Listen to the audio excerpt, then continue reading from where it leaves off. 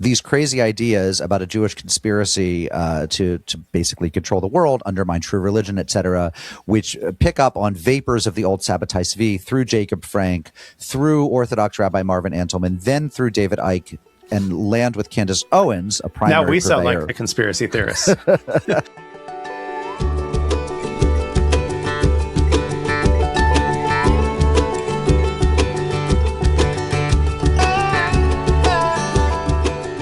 Hi, I'm Mark Oppenheimer, and this is ARC, the podcast. ARC, the podcast, is the audio companion to the web magazine ARC, Religion, Politics, etc. All of this stuff is a production of the John C. Danforth Center on Religion and Politics at Washington University in St. Louis. And today on ARC, I'm bringing you something pretty special. One of our contributors at the magazine is Jay Michaelson. Jay is one of the coolest cats I know, also one of the smartest. He is a lawyer, a rabbi, a Buddhist teacher, a psychedelic explorer, an activist, and somebody who just knows stuff that I tend not to know.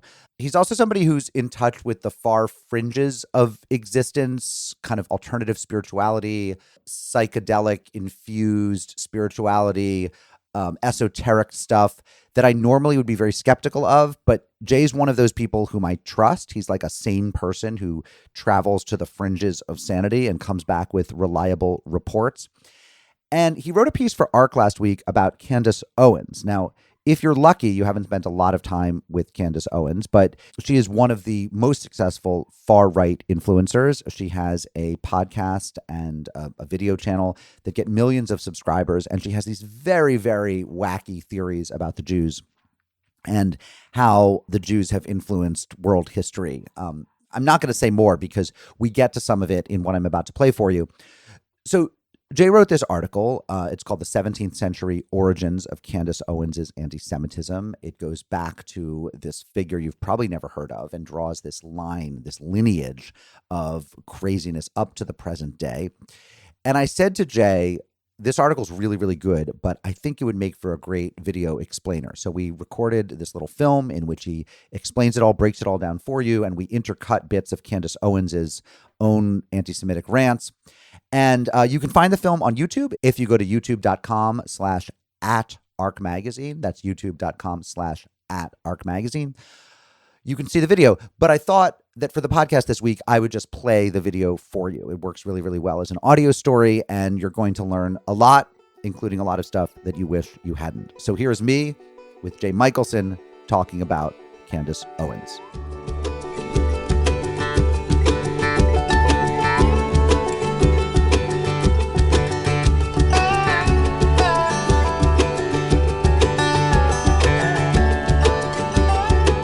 So before we get into the history, the deep, deep backstory that you explained in this article, for the uninitiated, who is Candace Owens and why should we care right now? So depending who you ask, Candace Owens is either the world's most successful grifter. I won.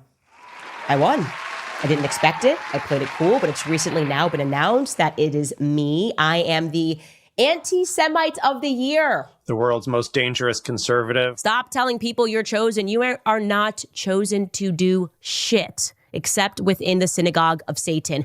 Or a complete nutcase. The people that we are fighting are effectively pagan gypsies who have been wearing the cloak of Judaism, I would say, since the fall of the missing Khazarian Empire. Or possibly all three. Candace Owens in the last year or so has moved from the fringe to the mainstream. Well, I think we're going to actually cross 1 million views in less than 24 hours, which is just impressive. In terms of the kind of crazy lunatic end of MAGA. She has a very popular podcast and video platform where she spouts insane conspiracy theories. And you've traced the origins of one of her conspiracy theories. This unknown schism in which half of the world's Jewry converted or followed this guy who they believed to be the Messiah. His name was Sabbatai Tzvi. What is the specific conspiracy theory that you give the backstory to, which we'll get to in just a moment? So I did my doctoral work on an obscure 18th century false messiah named Jacob Frank, who followed in the footsteps of a slightly more famous but still obscure 17th century false messiah named Sabbatai Tzvi.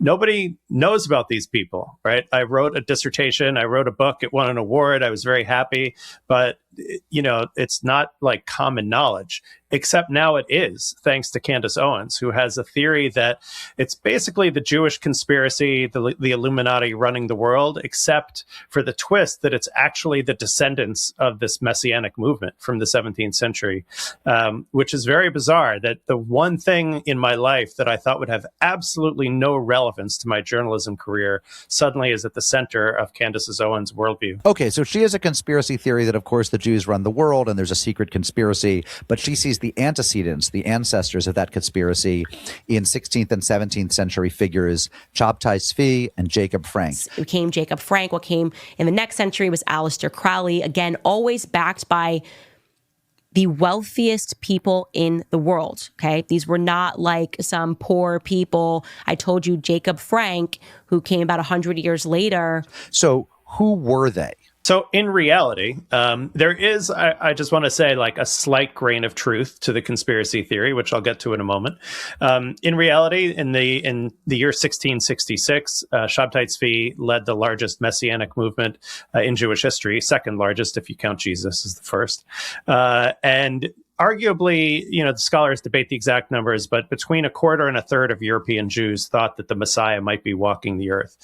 He was active in the Ottoman Empire. If he were in present day New York City, he would be holding a poster saying the end of the world is nigh in Times Square. But he was discovered by a well-known Kabbalist, Jewish mystic, and really caught fire. There was something about his message and his personality and his charisma that spread throughout Europe. And at the time, it really there really was a thought that the end of history was about to happen. He got so popular that the Ottoman Sultan gave him a choice between converting or dying, and he chose to convert. And that was the end of the Messianic movement. The Messiah does not convert to Islam. However, it did continue. The movement did continue among the faithful, who call themselves the Ma'aminim, the believers, who believed that the conversion was just part of what the Messiah was always meant to do. Many of them converted outwardly to Islam, but remained secretly Jewish. And the sort of small messianic movement continued as a subculture for hundreds of years, even until the present moment, where there are still a few of the descendants of those original converts from the 17th century. And Jacob Frank was a subsequent sect leader about 100 years later, active in Poland, had a very radical program of kind of breaking religious law and self-actualizing and being kind of a leader in the world. That didn't really work out for him. He was thrown in jail for a while, but he did lead a small esoteric sect. And this is the grain of truth. There were some connections between Jacob Frank's kind of strange and radical small sect and the Freemasons, and through the Freemasons to the French revolutionaries.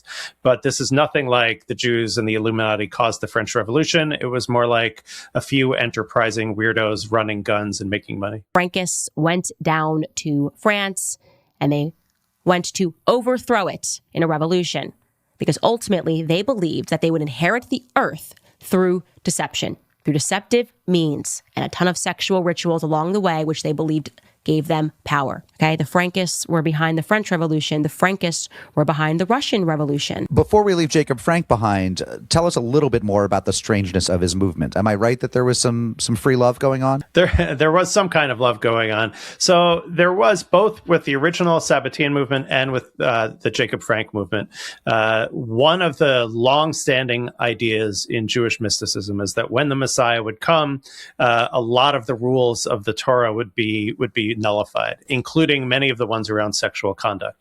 It's a little bit similar to the kind of, this is called antinomianism, against the law, the idea that the law is not ultimately the highest truth. I fulfill the law of the Torah, and actually it is now called upon us to sin. And a form of that is apostasy, which is essentially you can convert in order to deceive people into different faiths. And I am proof of that. So even though I am converting, I'm becoming a Muslim, it doesn't actually matter because laws have no meaning. Again, the Torah has been filled. I am the Messiah. It's a little bit similar to some Islamic ideas of the afterlife, where things that are forbidden in this life are permitted in the afterlife. So this was a long-standing idea. It did get turned into reality in some Sabbatean sects and in the Frankist religious sect. And scholars debate as to how much that was true. It probably wasn't like fun free love. It was probably more like cultic, dynamic, sort of strangely somewhat abusive sexual practices. Again, they believed in sexual rituals. These were the sacraments. They believed, Jacob Frank believed in incest. He believed in sexual rituals. This is the reason why the Jewish community was at war with one another. And it is a fact that when he got kicked out of Poland the first time after having this bizarre sexual ritual. But we don't really know for sure. But that was kind of the tip of the antinomian iceberg. Jacob Frank really believed that law is holding you back. God wants you to be free and to be fully human. And that he created his own kind of strange syncretistic religion, combining aspects of Catholicism, Judaism, and Western esotericism. Has been infiltrated by people with the explicit aim, as Sabbatai Zevi had, of taking over the world, that through sin, they would be redeemed, that they had to commit sins. It's a form of Gnosticism. The more that you sin, the more egregious your sin, we will inherit the earth. I wrote a book on that. Folks can Google it, and it is... If you're a religion nerd, it's a lot of fun. Okay, so we have Sabbatai Zevi in the 17th century. He converts to Islam, but he has some spiritual descendants, including Jacob Frank in the 18th century, who comes along. He has this movement, this antinomian movement, that if the Messiah is here, all is permitted, or a lot more is permitted. They have connections to the Freemasons, and through that to the French Revolution, to whom some of his followers might have run some guns. And that's all, in the 1700s. What's the connection that brings Frankism, which was a marginal movement at best, into the 20th century? So I'll do the real, which is small, and the fictive, which is large. In reality, it is true that some Frankist followers later became active in what's called the Haskalah, the Jewish Enlightenment. These were the rationalists and the reformers. This was not a conspiracy or any, and it wasn't secret either. These were people who were already kind of free thinkers. And as the Frankist movement petered out, they turned toward what became a very significant movement of reform and the Enlightenment in the Jewish world. So that's the kind of the true part.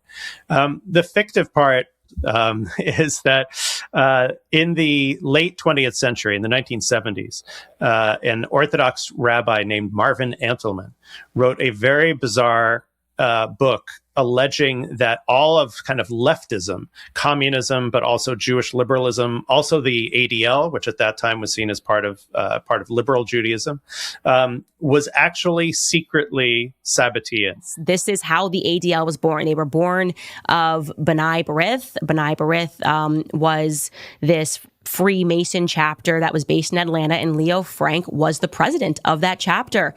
By way of the Illuminati. So the Illuminati, which was, that's kind of well known as a font of conspiracy theory. Antelman said that was actually the descendants of the Sabbateans. This is all a Sabbatean plot to destroy religion. And remember, it is partly true that Sabbateanism and Frankism thought that they were going to abolish part of religion. But not in their wildest dreams did they have a conspiracy that would last hundreds of years and actually influence world history. And then causing wars or participating in wars and upheavals is a very scary, not a thought, an understanding. Okay, that is an understanding. I don't want to say it's a thought. I just think this happened. No, I've read this, and the implications there are quite severe. Quite severe. So, like I said, I can show you how all of our faiths have been infiltrated. And I say this, the Jewish faith, the Christian faith, and of course, the Muslim faith has been infiltrated by people with the explicit aim, as Sabbatai Zevi had, of taking over the world, that through sin, they would be redeemed. So Antelman wrote this book as a way of attacking liberalism and his fellow Jews who were liberal. He was kind of alienated by white flight and changes in Boston in the 1960s. He joined the Jewish Defense League, famous for Meir Kahane, which then, in true Jewish fashion, split into the breakaway shul of more radicals and less radicals. And, he was kind of a marginal figure.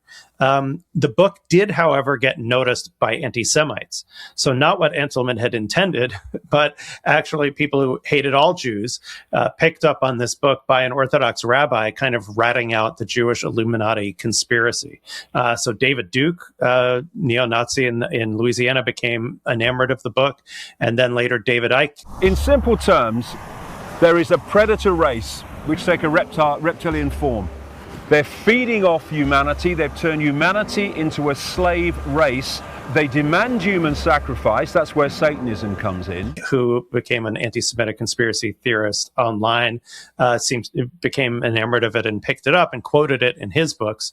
And from there, it spreads throughout the anti-Semitic internet. If you Google Jacob Frank on YouTube, the first hits you will get will be fundamentally anti-Semitic videos talking about the secret Frankist conspiracy and the occult and so forth.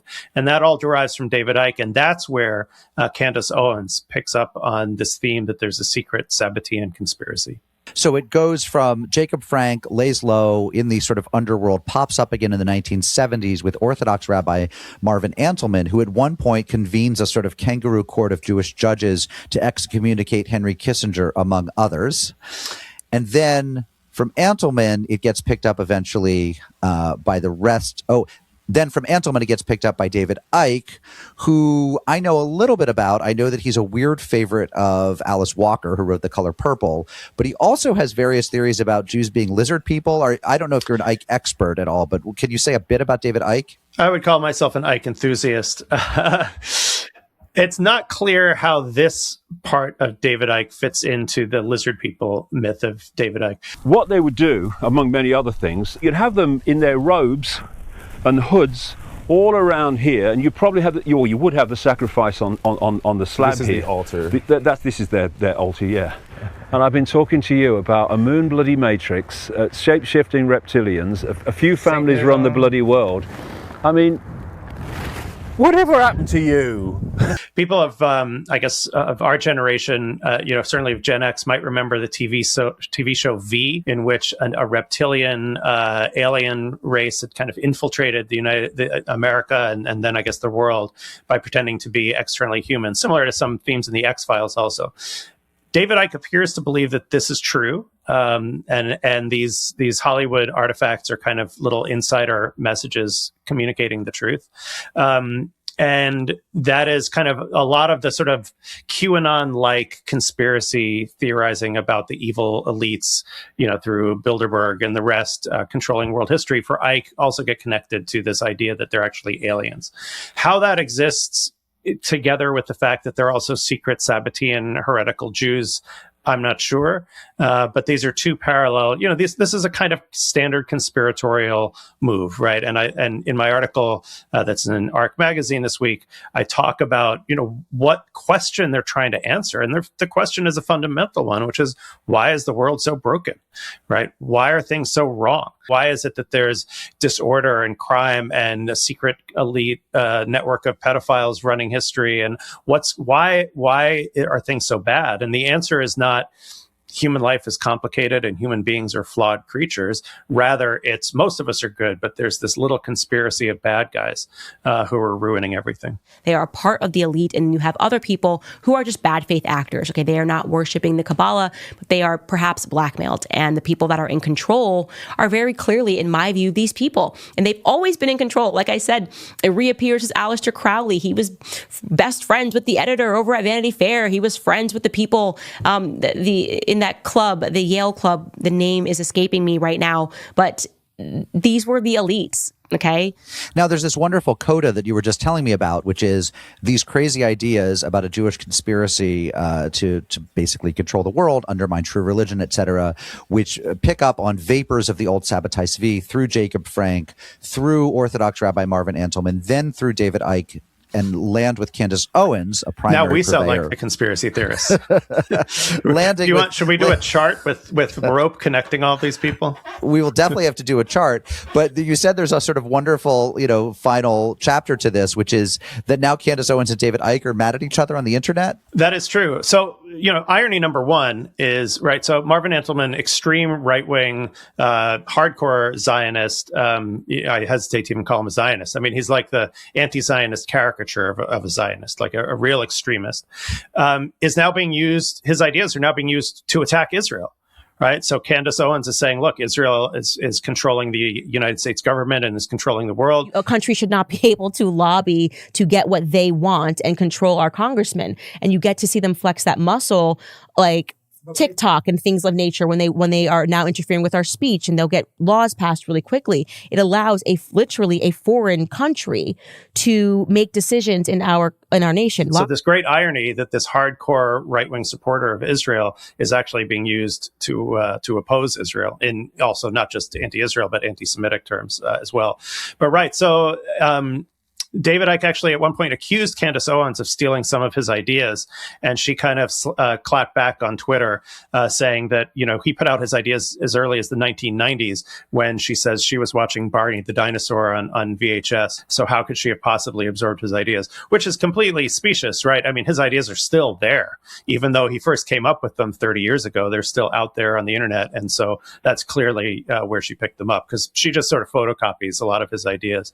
And just one small note, so for Antelman, the Sabbateans are basically commies, right? They're anti-religious communists. David Icke changes that and turns the Sabbateans into a kind of occult conspiracy, like a Jewish occult conspiracy.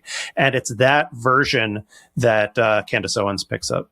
It's hard to even know whom to root for in all this. So if one is concerned about this transmission of ideas that ends up in pure anti-Semitism, as so many ideas do, is there anything to be done? Can we put this genie back in the bottle? Can we inoculate ourselves? Or is it just going to continue to be the case that when people Google Jacob Frank, who is this interesting historical Jewish mystical figure, that basically what they're always going to come up with is just anti-Semitic nonsense from now on until eternity? Somewhere in between. I think, look, there's clearly a space for countering any anti-Semitic conspiracy theory sort of on the merits, so to speak, right? Which is to say, well, here's the factual record. None of this is true.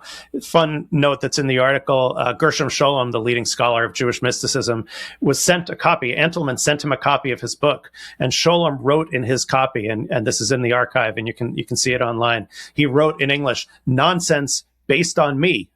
Right? Because it was Scholem's own scholarship on these movements that was used by Antelman to create this web of nonsense. So it's important to call out nonsense and to point out that this is not true.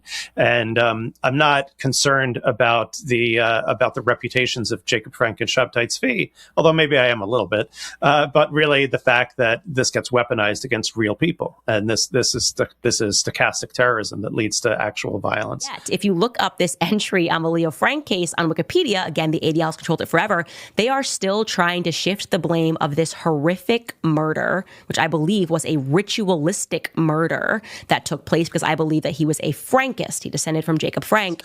And it's hard to know whether actually countering the facts will do any good. I mean, people don't subscribe to conspiracy theories because they're persuasive. They subscribe to them because they resolve cognitive dissonance. And that doesn't go away even when a particular theory is disproven. That being said, if you look at sort of the hardcore of QAnon, which was so popular even 5 years ago, ironically, as the Epstein files has validated a version of QAnon, except for the fact that the hero, Donald Trump, is actually one of the villains. Small detail. The actual kind of power of QAnon as a conspiracy theory has diminished somewhat. So I think the text kind of comes and goes. But I think it is, I'm making light of this a little bit because it's such a preposterous conspiracy theory, but obviously it's not a joking matter, when actual synagogues are being attacked and vandalized. And you are not chosen to do shit except within the synagogue of Satan. So final and most important question. If Candace Owens gets a hold of a copy of your book so she can learn more about Jacob Frank and invites you on her podcast, do you go? That's a good question. I've been asked that about other podcasters I won't name who are of even larger platforms.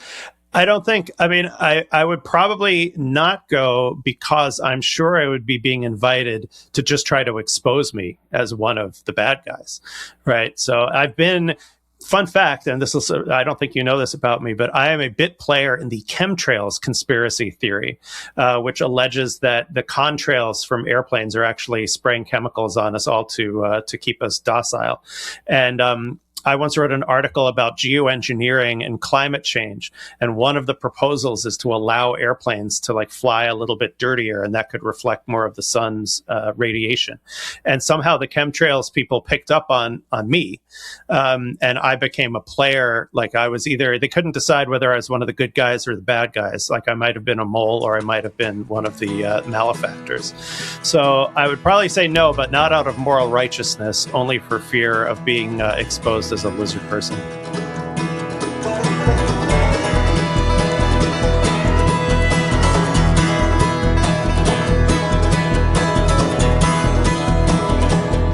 Well, I hope that was worth the trip. I am Mark Oppenheimer, editor of ARC Magazine and host of ARC, the podcast. If you enjoyed this, learned from it, maybe want something more in your earbuds next week from me, go to the podcast platform of your choice, whether it's Apple Podcasts or Spotify or whatever, and please subscribe to ARC, the podcast. We will be back with another podcast soon.